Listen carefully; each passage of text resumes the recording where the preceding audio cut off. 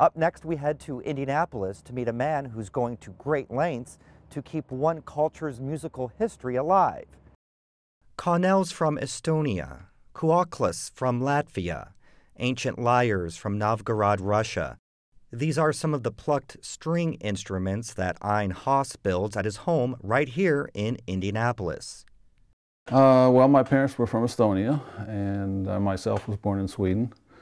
And I was very proud of my ethnic heritage, and I was looking for something that reminded me of the time when Estonians were independent, before they were conquered by the Germans and Danes and Swedes and Russians and so on. This instrument goes back that far, maybe even another 1,000 years, so it's a very ancient tradition. Though he lives in Indiana, his roots are in the little Baltic country of Estonia, and his instruments reflect his culture.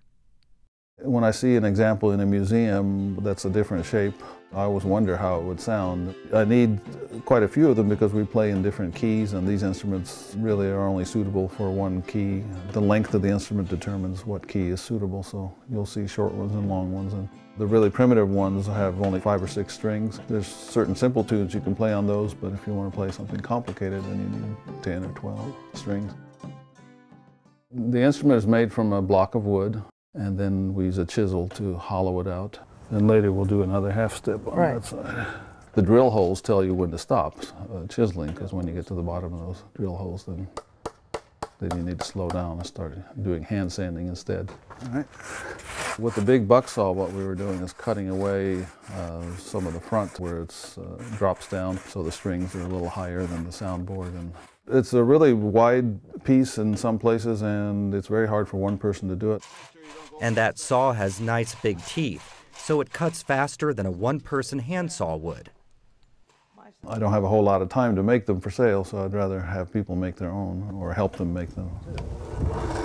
That's usually what happens. They do some of the steps themselves.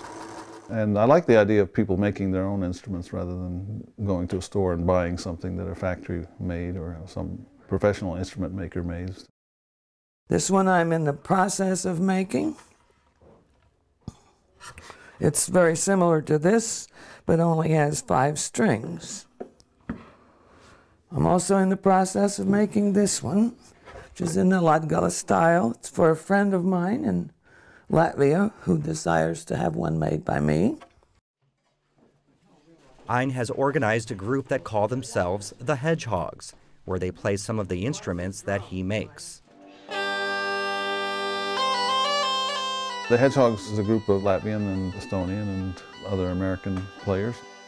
We play at various ethnic events and international festivals. Churches invite us to play, and schools, libraries. Mostly here in central Indiana, but we've played in Ohio and Milwaukee and other nearby states.